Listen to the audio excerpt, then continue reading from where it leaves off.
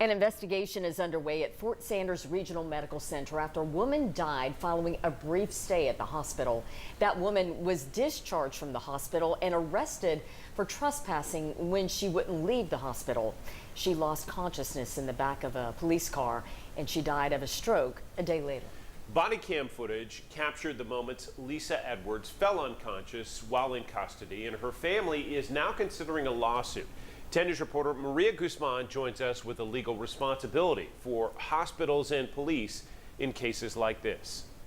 Robin, John, this case raises questions such as what is the proper police response and what happens when a hospital discharges someone but they don't want to leave. Dennis Francis is a lawyer who represents police officers, and he tells me these type of scenarios are not unusual.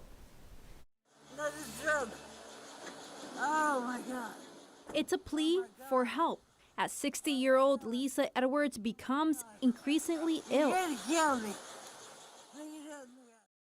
The stroke symptoms are so severe that you and I could probably figure out somebody was having a stroke. We didn't need to be a registered nurse or a physician. Before her stroke here in Knoxville on February 5th, this is what happened. Edwards flew to Knoxville from Rhode Island on February 4th. After feeling ill, she went to Blount Memorial Hospital.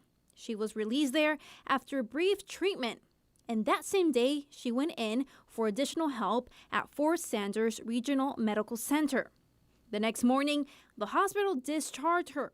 And after refusing to leave the hospital, officers arrived to confront her. In a statement, Fort Sanders says they are continuing the investigation and patients are not discharged from the emergency room unless they are stable. Dennis Francis is a lawyer who represents police officers. He says potential liability for the hospital depends if they followed all the right steps. Did they follow well-established medical protocols? Did they do what they were supposed to have done? Or did they just say, rub some dirt on it, take 2 aspirins and hit the door? He says the way officers respond to a situation depends on how they are trained. And because they are not medical professionals, that can make a difference. To put the liability on the city of Knoxville for this lady's death is going to be a bit of a stretch because police officers are not trained to be EMTs.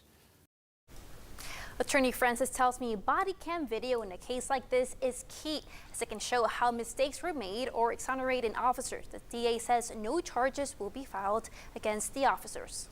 Maria Guzman on the story. Thank you, Maria.